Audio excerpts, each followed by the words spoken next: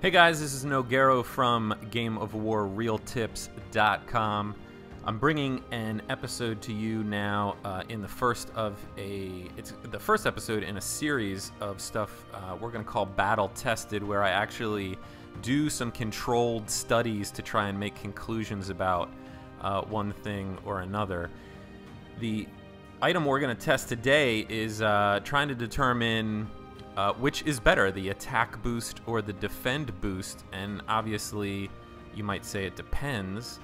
The conventional wisdom and the way that myself and pretty much everybody in my alliance, everybody that I knew, played for a very long time is that if you were defending, you would use your defense boost. Let's just take a look. I'm going to tap items.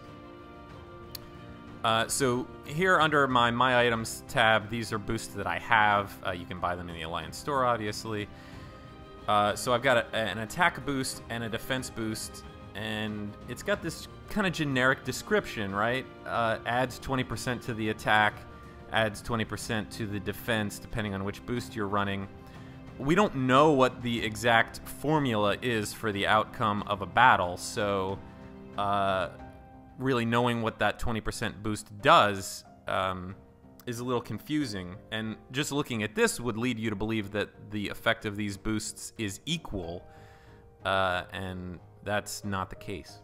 So when we were attacking, we would run the attack boost, and when we were defending, we'd run the defense boost, but I'm actually going to show you what happens in that scenario when you're running different boosts. So what we're going to do here is I'm going to do a controlled experiment. I am going to, these are a couple of my alts. I have a Stronghold 17 here, and I am going to attack this Stronghold 10. I'm going to use equal troops, but obviously because the Stronghold 17 has higher levels of research, we would expect that the Stronghold 17 would always win against the Stronghold 10, given relatively equal troops, but we are going to be looking at what are the effects of the boosts relative to one another. I'll explain more of that in a minute. So what I've got is I am going to take, I'm going to attack with Tier 2. I'm going to do 100 of each Hoplite, Skirmish Archers, and Light Cavalry, and I'm going to go ahead and march against this other city. Now, so what I've done for all of these experiments, which I'm going to review, is I have set up the other city with also 100 of each Tier 2. When I'm sending my Stronghold 17, I'm not sending the hero, again, just because I'm trying to lessen the superiority of the Stronghold 17 just to make it as equal as possible in terms of the battle results, so that when I'm repeating this experiment, I have less troops to heal or retrain. So basically I have done 8 of these runs against from the Stronghold 17 against the Stronghold 10. So let's take a look at the results. Okay, so I have got this. Here's the results. I've got 8 battles here, and we're going to start with this one. This was the very first one, and so you can see what I'm talking about. I am marching 300 Tier 2 troops against 300 Tier 2 troops. This is the first battle, and you can see here that I have no boosts. There's a hero here and not a hero here, but I'm going to repeat these exact same conditions for every attack, but for this one, this is no boost. So this is the baseline. This is nobody's running any boosts. What happens? In this case, the attacker lost 30 troops, and the defender lost 41. Okay, so the difference, the reason they're not equal is because of the attacker's research bonuses. Okay, so let's take a look at the second one. What happens if the attacker is running a defense boost? So exact same conditions, 300 versus 300, but this time the attacker is running a defense boost. So what happened was the attacker lost 29 instead of 30. So that is a 3.3% reduction in the attacker's losses. So this proves that, number one, the defense boost does benefit your troops even when you are the attacker. So in this case, the attacker got a slight reduction in the amount of troops that were killed. All right, so let's take a look at the next report. Okay, now this one is what happens when the attacker is running an attack boost. You can see he running attack boost.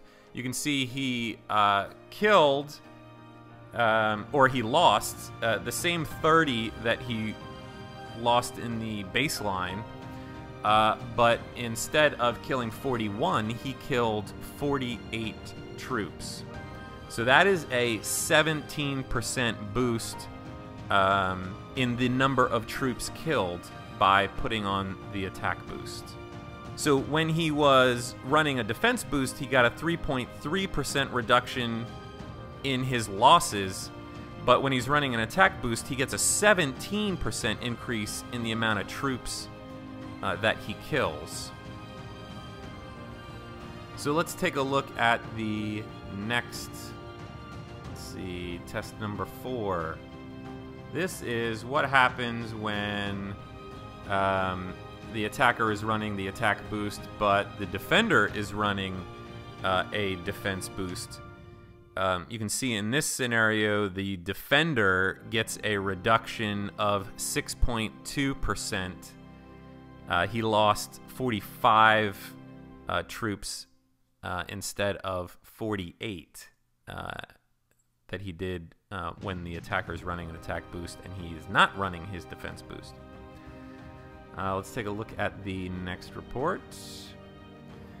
Test number 5 is what happens when both of them are running an attack boost. You can see here 36 versus 48. The difference here is that the attack boost for the defender increased his number of kills by 20%. So much like we proved that the defense boost is operational even for an attacker, we've now proved that the attack boost is operational and benefits you even when you are a defender. So he lost 48 instead of 45, but he killed 36 instead of 30. What happens when both are running defense? So they're both running the defense boost. The attacker lost 29. The defender lost 39. So in this case, running the defense boost reduced the defender's losses by 4.9%. So I also did, I did 2 more tests, and there's not really anything new in these. This was when the attacker had no boost and the defender had a defense boost running. And the last one was when the attacker had no boost and the defender had an attack boost running. So the conclusion that I am making from these experiments is that if your goal is to maximize the amount of troops killed, you want to run an attack boost in every battle.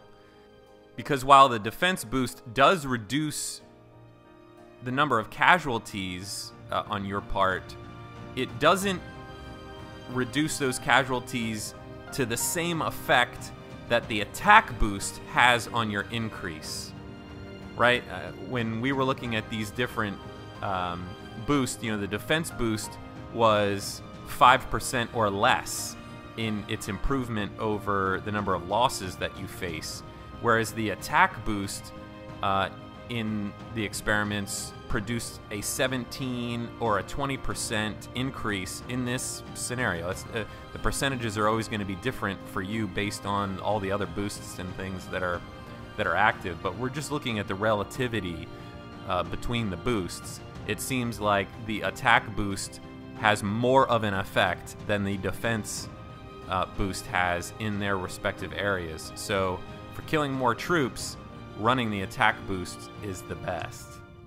I have also posted a table that summarizes all of these results on a corresponding post on GameOfWarRealTips.com. The link to that post is below this video in the description, so you can take a look at the table if you really want to analyze the results on your own. So I hope you enjoyed that little test. If you are interested in getting a controlled experiment to verify something, or if you have an idea of what might be a good battle test video, please put that down in the comments below and I will see if I can make it. Also, if you enjoyed this video, there are 3 things that you can do to show your appreciation. One is liking the video, giving it the old thumbs up. The other is writing a comment down below. And the third way you can show your appreciation is to subscribe to the Game of War Real Tips channel so that you get notifications every time we post a new video. Thanks for watching, and I'll see you in the next video.